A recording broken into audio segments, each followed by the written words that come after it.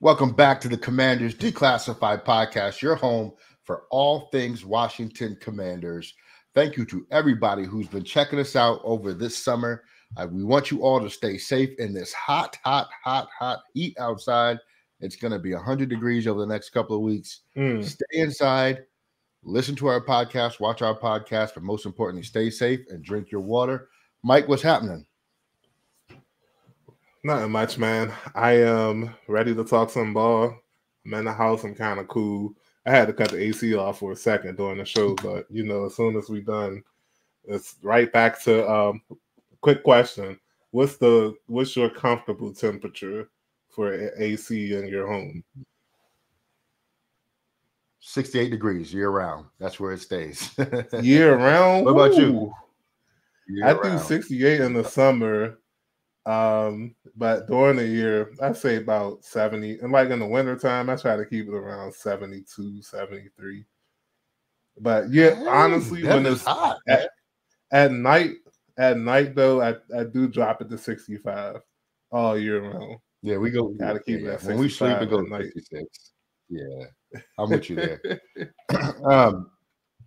My office and my studio is in the basement.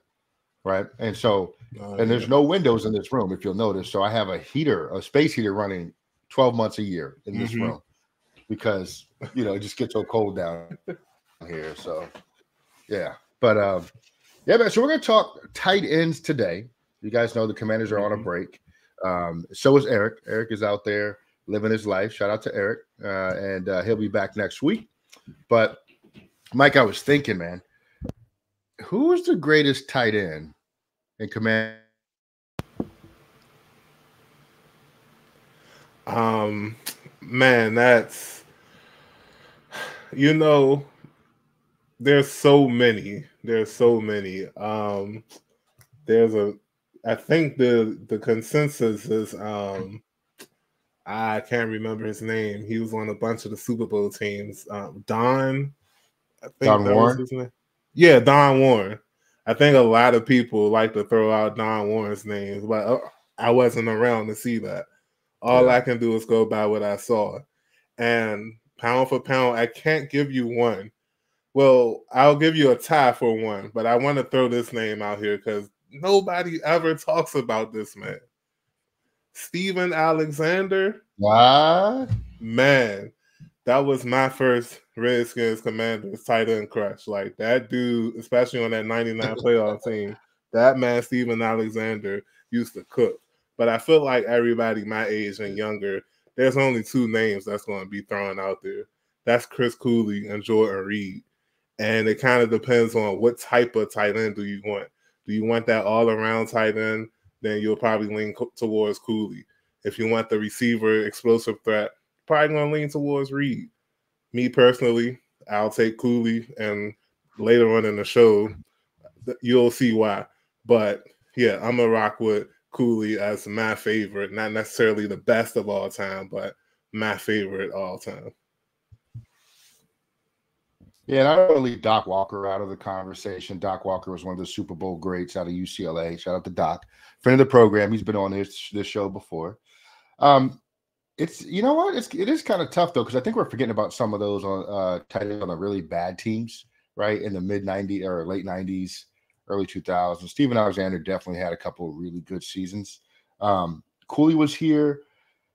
Cooley was a fan favorite because he was kind of like John Riggins playing tight end, with that same personality type. For me, I think the answer is Cooley, just from like the era that I saw too. But I think Jordan Reed was the better talent at tight end. Had Jordan Reed stayed healthy and had been a tight end his whole career, like even in college, no question, right? Like no question, he'd have been all pro every year because that dude was unbelievable. He was and he was still just learning the position too, which was fantastic. But I think Cooley was it. You also don't want to forget about some of the guys that came a little bit after. I think like Logan Thomas was selling a little bit short. He had a couple really, really strong seasons here, and then of course injuries caught up to him, maybe age a little bit, but all those guys have been pretty good for us. But can't forget the Super Bowl guys. Just didn't see a lot of it personally, so I know it feels like we're leaving them out, but we're not. We're just going off like my favorite, that I saw. Definitely, it was in some more of the modern guys that we have here. So, but I think overall depth chart wise, though, like I was thinking about that 2012 team that had that was Fred Davis. Who am I missing? Cooley and Fred Davis were Paulson. both on that 2012 team. Logan Paulson was on there, right? Niles Paul. Was Niles Paul still on that roster? Niles Paul was gone by then. He had a big touchdown during that Cowboys Thanksgiving game. Yeah, I mean, that was a really, really good time that year. Looking back at that team, too, man, there's some fun names on here like that you don't think about a lot. Like Alfred Morris is I feel like he's kind of been wiped from folks' memory. He was really good. Remember Darrell Young? He was one of my favorite players. Pierre Garçon. You said Logan Paulson, of course. Let's see. Button Fletcher. I mean, come on, guys, right? Like Ryan Kerrigan. You remember Perry Riley?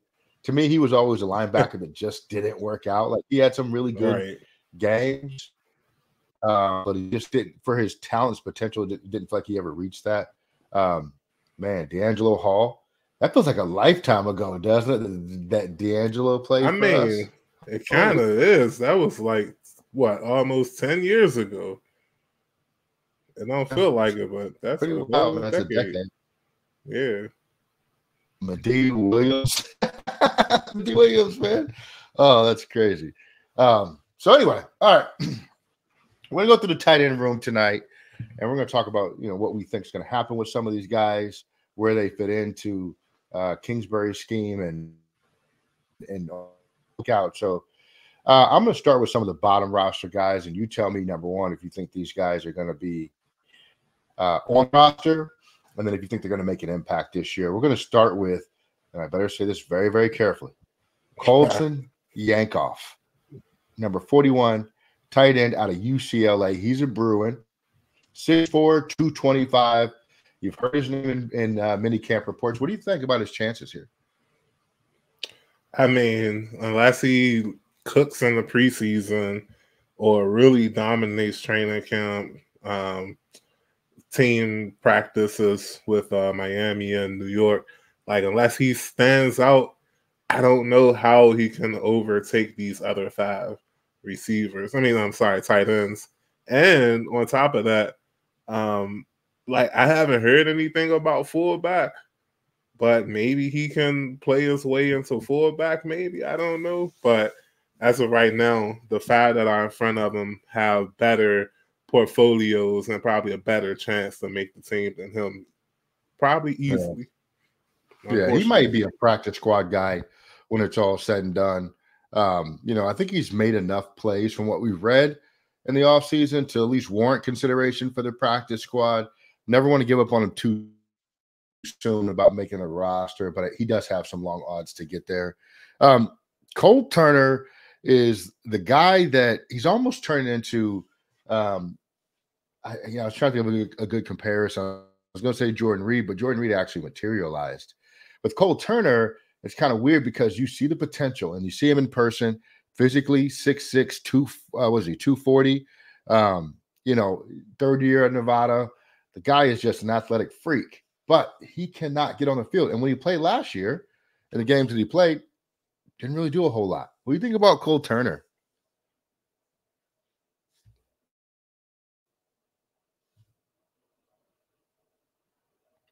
Mike, I think you might be talking to yourself, but are you on mute? Yeah, I was. My apologies, everyone. But I was saying, I hate to admit this, and it's going to sound brutal, but he's a poor man's Josh Doctson. Doctson, I'm sorry.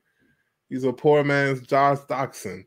He's having an eerily similar career to him, except for at least Doctson had the 1 touchdown on Sunday Night Football when he mauled somebody on the Raiders. And got us a little bit more hype. Cole Turner hasn't even done that. I'm hoping that maybe with a new regime, they see the skill set that he has and they're able to use him more. But again, it's the same as Yankoff. the other 4 tight ends, they might have a stronger portfolio, a stronger chance of making the team compared to Turner because they've shown more. They've done things in this league. He has not even close, to be honest with you. Yeah, I mean, his first stats, 3 games, 13 catches, 143 yards, no touchdowns. So if you do the math, on average about 7 catches a year and about 70 to 75 yards a year. That's just not going to get done. I mean, potential only gets you so far. I think he's on that chopping block. Now, will he actually get chopped? That's going to be up to him and what he does in this offseason. His potential's great, but I think Yankoff being a rookie, I think. Oh, we lost him. I think Ali was talking about Yankoff being a rookie, making him more. And I'm just filling out the blanks of what Ali said. Seemed like he's saying that because Yankoff is a rookie that was picked by this regime, that he may have a better shot at making the team compared to Cole Turner, who wasn't picked up by this regime. He may be in danger of actually not only not making the practice squad, but being released from the team altogether. I'm not sure if you heard me, but is that what you were trying to say? 100%. Very well said. And thank you for picking up for my trash internet. Country life. All right, so let's talk about Armani Rogers, man. Armani Rogers, another hyper athletic guy, 6'5", 225, former quarterback too, I believe. Out of Ohio. He is 26 years old. It's his 3rd season also. Now, you have seen some production from Armani Rogers when he plays. Right. He didn't play a lot, though. He got hurt at the beginning of last year, right? I think before the season started, if I'm not mistaken. Yeah, in the offseason, that kind of sucked. Yeah, it did. It did. What are your thoughts on him going into this season? It's the opposite of Yankoff and Turner. He's shown something in his career. I remember the year Wentz was here, you couldn't stop him from throwing the ball to Rogers early in the season before before his season ended with an injury. And I guess that's where the main point of his career has come so far is his inability to stay healthy. It's not the skills. It seems like he can produce, but the best ability is availability. And as great of a utility piece he would be for Kingsbury and the offense, what good are you if you're not available? Right, so I feel like if he can make it through training camp healthy, he's going to be a weapon for sure. A nice 4th/3rd tight end. But, I mean, the proof is in the pudding so far. The man can't stay healthy. Yeah, I mean, for his career, and we gave Cole Turner a hard time. Armani Rogers has, 6 targets, 64 catches, and 4 first downs, 64 yards. I mean, so he hasn't really produced it. Like when he's played and he's been targeted, he's produced. It's just not enough. It's just not nearly enough to say, hey, you're guaranteed a roster spot. In a weird way, even though Cole Turner has more yards, I feel like Rogers is a little bit more proven. I don't know why I feel that way because statistically it doesn't make any sense. But I feel more comfortable with Armani Rogers than I do with Cole Turner. That's just my personal perspective. But so maybe he and Turner are more in for a bigger battle for that roster spot than what I thought initially. But right, it's going to be interesting to see, man. I mean, I'm a big fan of Rogers. I love the potential of Cole Turner. He's shown more than Rogers has, which is weird to say. But for some reason, I feel like Rogers has a better shot here. All right, and then we got our rookie, Ben Sinnott. And if you don't know who he is, he's an H-back, as they say, out of Kansas State.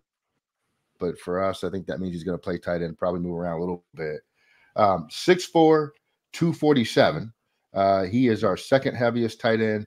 He's about, 3 pounds shy of Zach Ertz. So, Sinnott's going to be on the roster. What do you think his role is this year as a rookie? Man, I kind of think I don't want to ruffle any feathers by bringing this name up. But the way he plays, I would not mind him being the Joker tight end, kind of similar to how the Patriots use Aaron Hernandez. They lined him up all over the field during his time on the field. Tight end, wide receiver, running back, fullback, like slot receiver. I feel like Sinnott has that ability.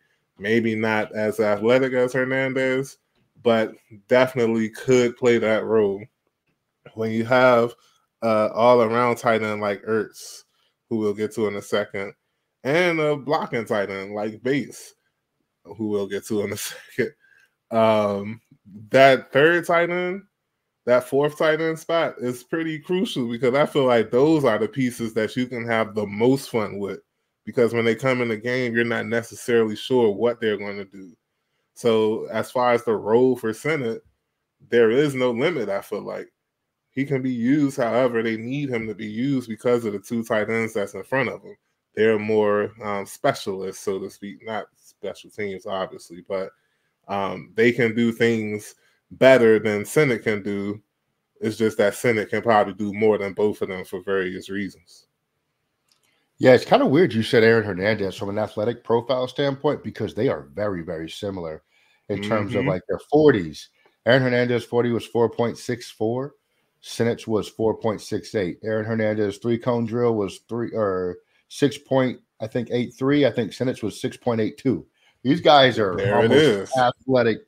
I didn't know that. Yeah. That's kind of wild. I had no idea.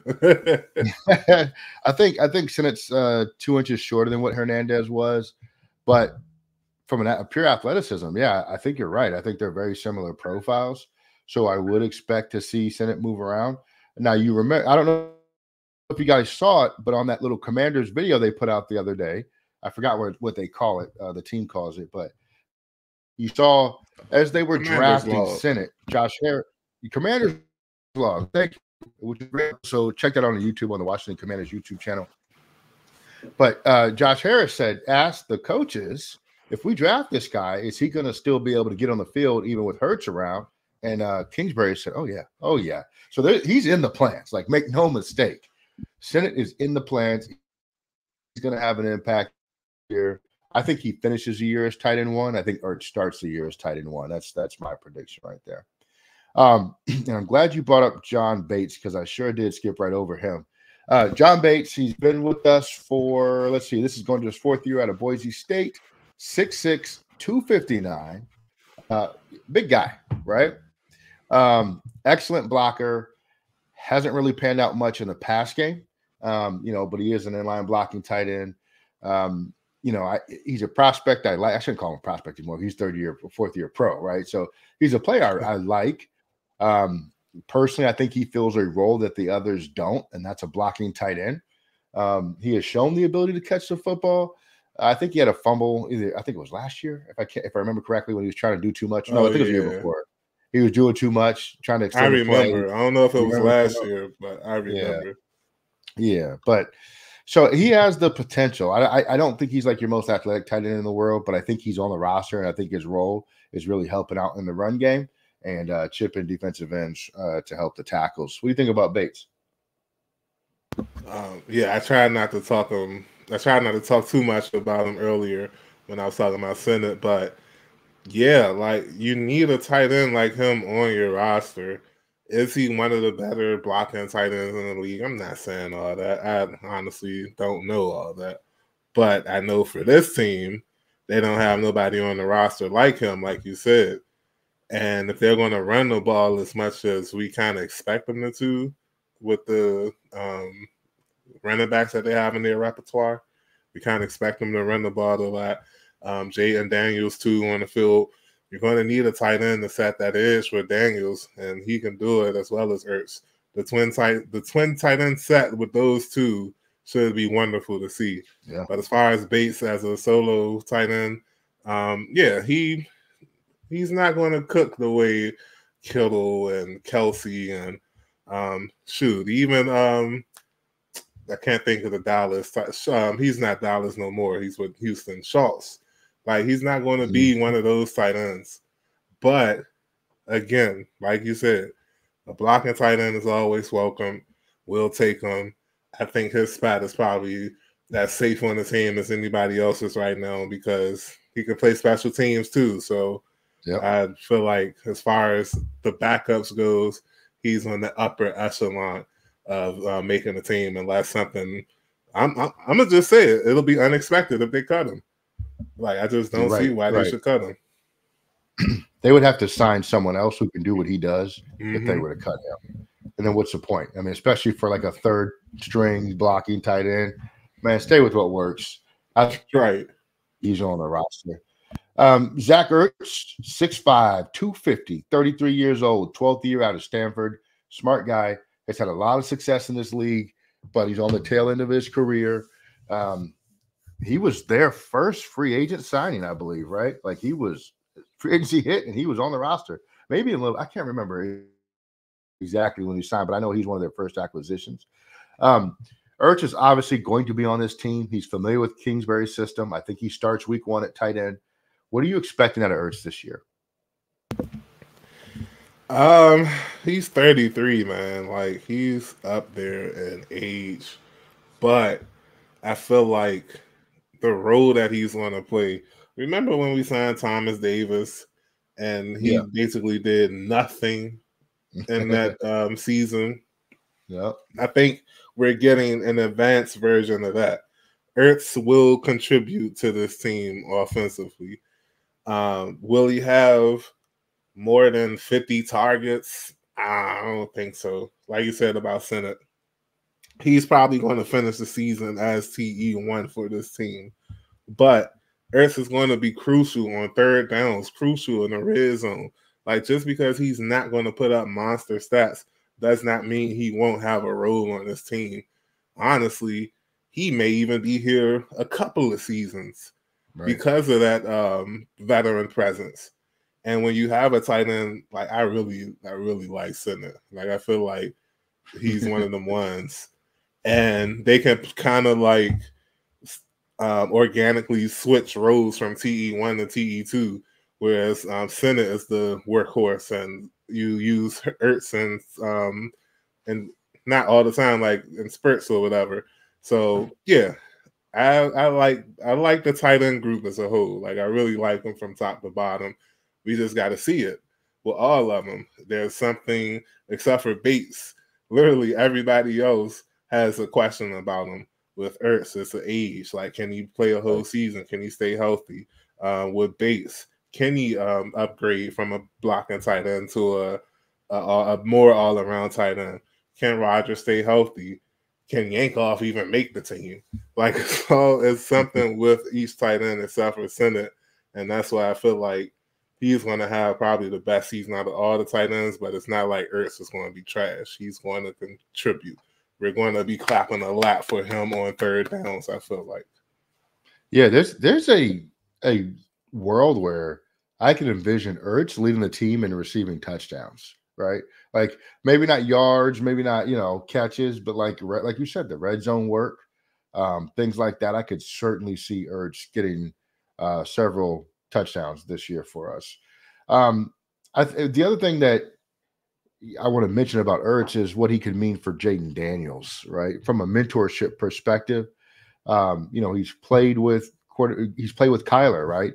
And I believe he was there with Wentz in Philadelphia, and also he might have overlapped with Jaden Daniels too. So, like, he's kind of done this young quarterback thing a number of times, and that experience with young quarterbacks is really going to go a long way to helping Daniels adjust to the NFL game on Sundays and throughout the week as well. So I think this Ertz pick is a dynamite signing by the Commanders. I didn't love it at first because I didn't see the vision. I'm like, why are we getting another old tight end? Go get somebody else, right? Go find me Sam Laporta out there, right? But I think he's going to be good.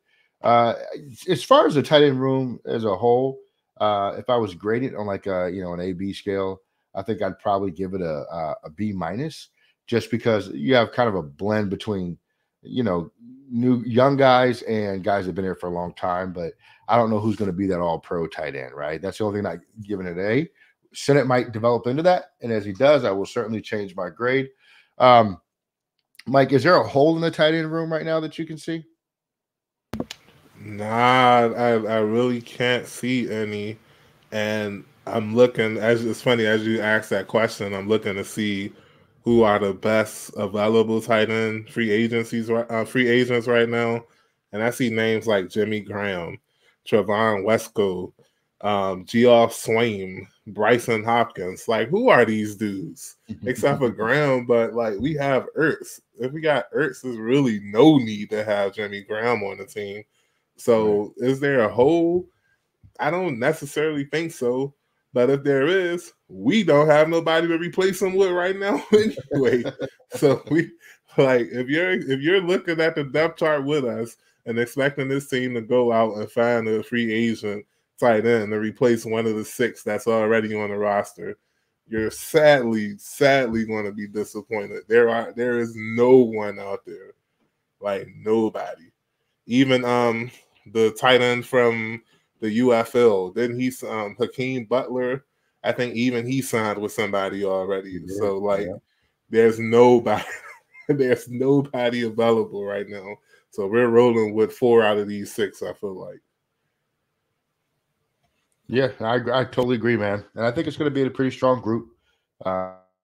Kingsbury knows how to use the position. It's not going to be the number one feature position in the offense because that's just not how his offense rolled in Arizona. But I think we're going to get some good contributions out of that position. Any final thoughts on the tight end room, Mike? No, B- feels like a good grade heading into the season. I really can't disagree I can't bring it down or raise it up too far because of so many unknowns. But based on what we do know, I feel like the top 4 obviously are going to be Bates, Ertz, Sinnott, and I'm going to go with Rogers. Like, I really feel like Rogers is going to, because he's the one that's like made the most noise. He just can't stay healthy. And I feel like now with everything kind of going well for the franchise, that he's going to stay healthy and he's going to contribute.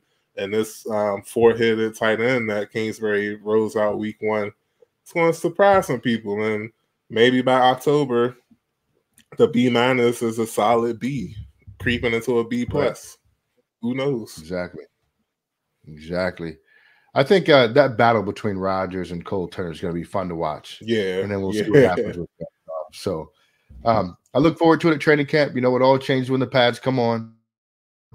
And hopefully all these guys stay healthy so we can at least see it play out on the field, not on the hospital gurney, right? So I think we got a good tight end room.